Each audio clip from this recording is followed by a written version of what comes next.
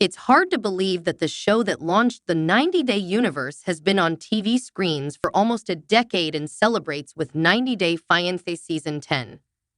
The series continues to feature citizens of the U.S. testing the waters of international love as they travel across land and sea to explore relationships with people of other countries.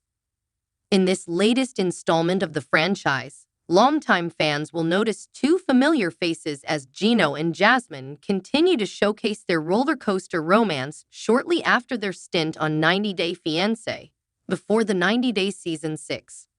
So what else can you expect from 90 Day Fiancé Season 10? Keep reading to find out everything we know about the new episodes. Jasmine, Panama, and Gino, Michigan. Jasmine and Gino return. This time around, Jasmine finally arrives in the U.S. after overcoming major hurdles in the visa process back in Panama. Will the issues they had being long distance cease to exist once they are living in the same country together?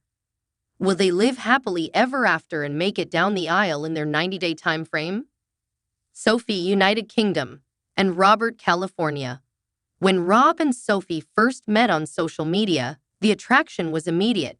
It wasn't long before they saw each other in person and decided to make their relationship official.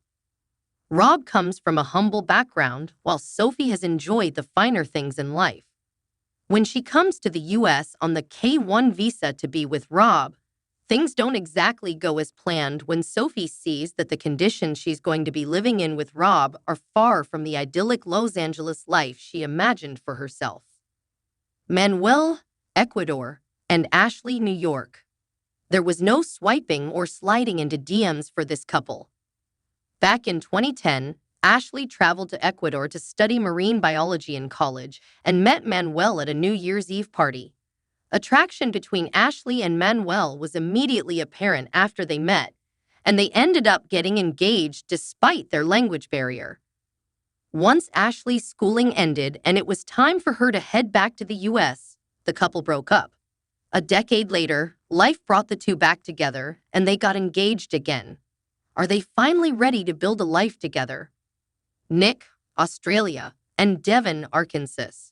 Adventurous, independent Devin from small-town Arkansas decided to fly solo to Sydney, Australia. That's where she met Nick on Tinder, who was born and raised in South Korea but working in Sydney.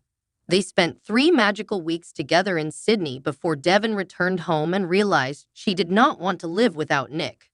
They filed for the K-1 visa, and after 2 long years of waiting, Nick finally arrived in the States.